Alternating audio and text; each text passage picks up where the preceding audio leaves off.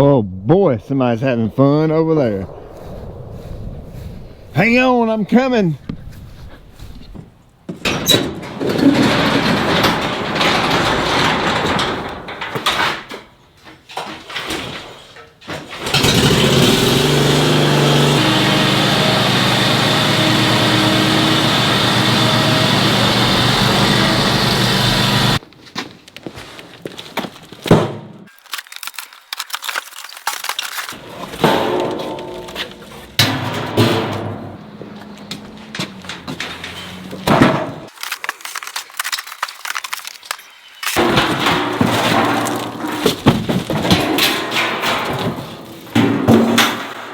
Ooh, nice and shiny. I don't know what you call this. It's a blanket you put over it so it doesn't blow dust all over you.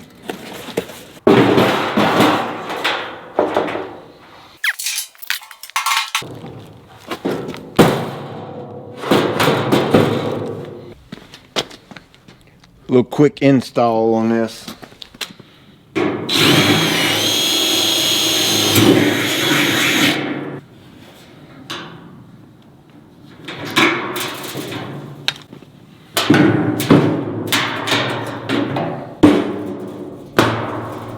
Haha. Hey there, it's Pete with GCI Turf. Hope you're having a great day today. And I was reminded this morning by my pastor. We're kind of in a little series talking about fear and about how people fear things and scared of the unknown. And we had a couple in our church that has a child that's been in the mama's belly right now and has spina bifida. And it kind of, man, God just flooded my mind with memories of my son and how my wife and I were just super scared because we didn't know what was going to happen when the doctors was telling us all these things about our son. And of course God worked that out, took the fear away from us. And my pastor made a comment this morning that really stuck home with me. And of course, you don't have to have a child that may have severe birth defects. This could apply to you in anything, whether it's growing your business, your marriage, your kids, a new job, you name it. If you're scared of something, think about this. Your circumstances will not determine what happens to you in 2020. You know, think about that a little bit. I like to call it excuses. When I say, well, this happened and this circumstance and it caused this to happen and blah, blah, blah. And I catch myself making excuses for things when my focus on something is what will actually determine what happens to me. Meaning, let's say you lose your job and that circumstance may cause some fear, right? Well, it's your focus on what you do after you lose that job it will help you overcome that fear. Obviously, you will want another job, right? So how focused you are and how determined you are to go out and put those job applications in and research online and get back on your feet and get back to work so you can pay your bills and provide for your family. You do away with that fear. And man, it really hit home with me today. Some things I've kind of maybe been a little afraid to jump into or whatever, but obviously God's in control and He has the last say. But to an extent, I myself have a way of determining my outcome by what I put into a certain situation. So don't be scared. Don't fear. The Bible is full of fear nots. I mean, it's fear not all over the place. God said, fear not. So obviously, if you're trusting in Him, He will absolutely guide your path and show you which way to go. I just want to share that with you. I thought it just opened my eyes this morning. Kind of took me back in the past with my son. And this couple is looking fear right in the face. because that's their child, and they absolutely love that child, even though they haven't held the child. It's still in the mama's belly, and they're scared. And of course we got around them and prayed with them, and no doubt in my mind God's going to use that for His honor and His glory, and He's going to get those parents through this situation. So no doubt in my mind God's going to shine in that. So hey, I don't have my Allet mower yet, my real mower. It's January 5th. You'll probably watch this a week later. But I got my right. I got a new bagger, Accelerator Industries, and not this year, but the following year, we're going to rotate out all of our walk-behind mowers, and we're going to probably switch over to the right walk-behind for different reasons. Right now, my mowing crews run ZKs and Exmark walk-behinds, and I needed a bagging system for the ZK simply because there's a very rare time that we actually need baggers. We don't do a lot of collecting clippings.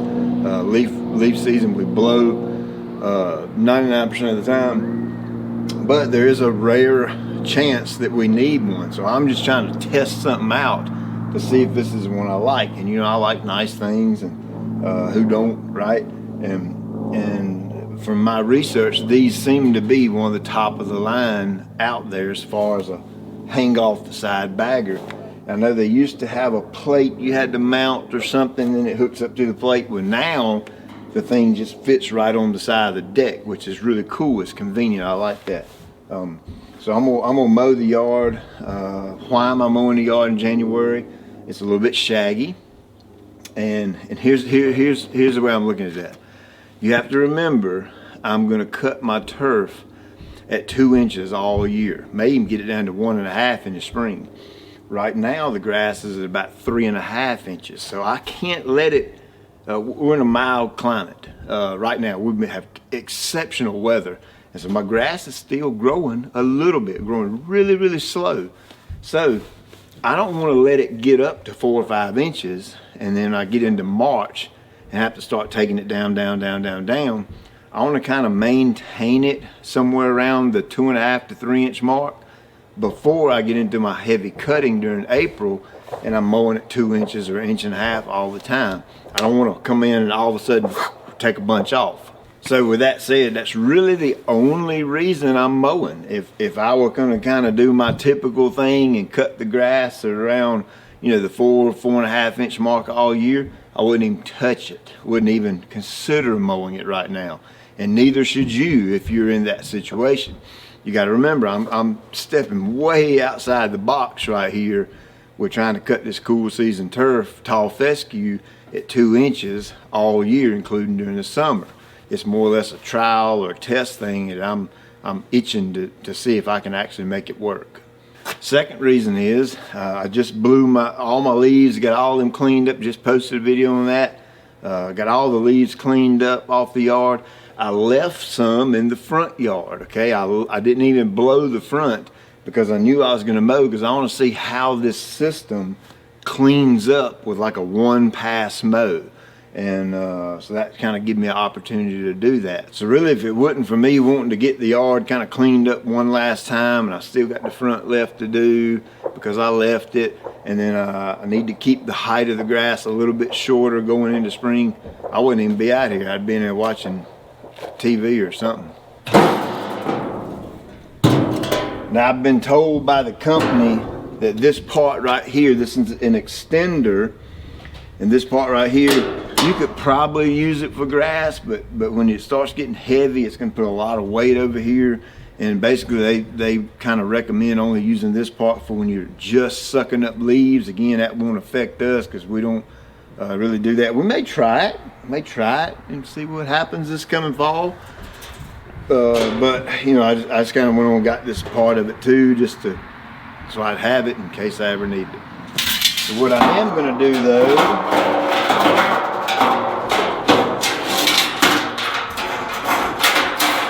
I'm just going to use this part right here. I'm going to cut the grass on 2 3/4. It's around 3.5 right now. Just gonna make one pass over the yard, take a look at it, see what happens.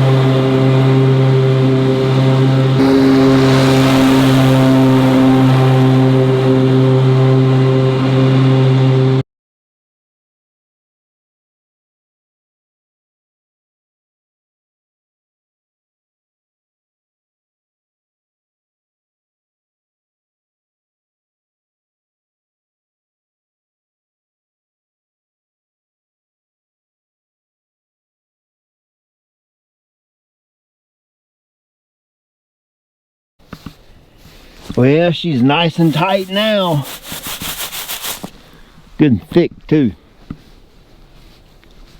So hey, there you go. My first impression on the accelerator bagger is I like it.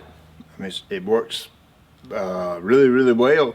Super easy to maneuver and get off and unload and all that kind of thing. It collects the clippings really good, which obviously it's supposed to do that, right? It's 100% aluminum. That's one of the reasons I bought this one, to test it out. It shouldn't rust in the future. It's kind of lightweight, you know, without the material in it, so it's easy to handle. So I like it. Chances are when we buy these new walk behinds in the next year or two, I'll be getting a setup like that for all of those, and then probably in the spring of 2020, I'll probably buy 4 or 5 more of these for our ZKs. So hey, a quick plug on my lawn care guide. We're working really hard on it. The update's almost done.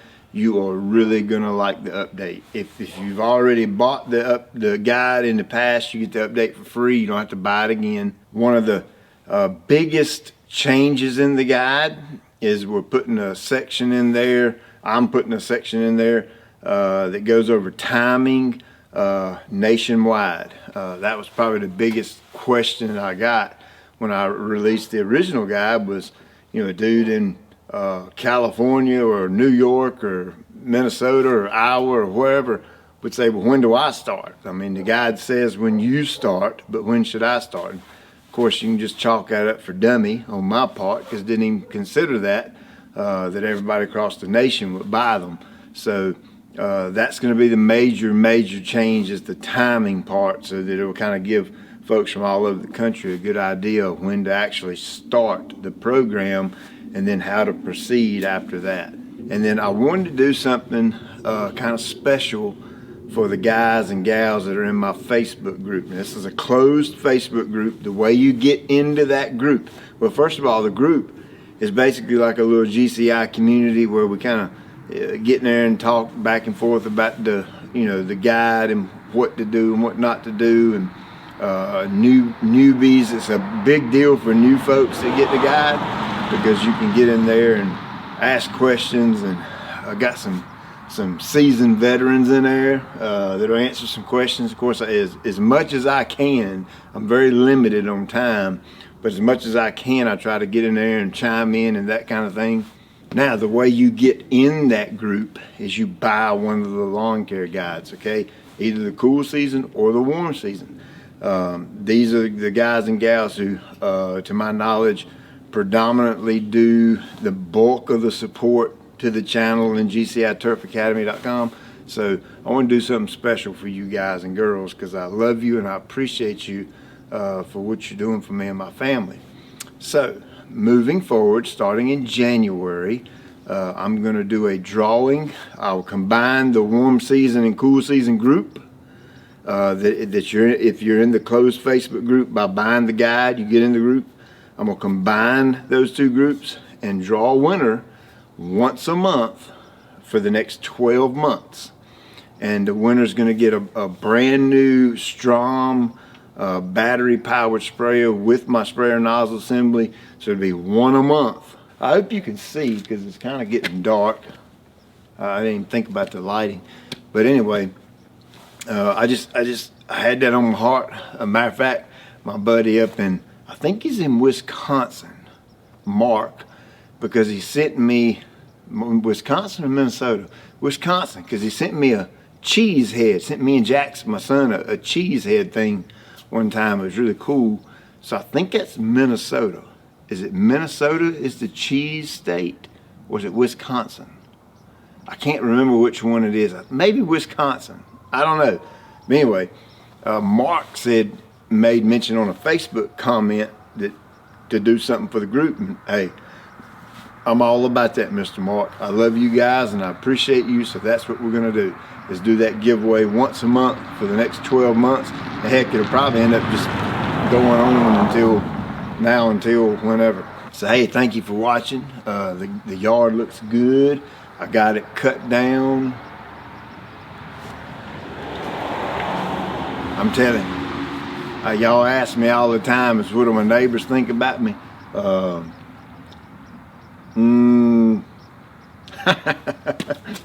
Well, I think some of them think I'm a wacko. It's crazy out there cutting grass in January and mowing in a suit and tie and Tar Heel tennis shoes, but they know I love my yard. They know I take a lot of pride in what I do, and with the cameras and drones, they probably figure out I got a YouTube channel, so it's all good. It don't bother me one bit.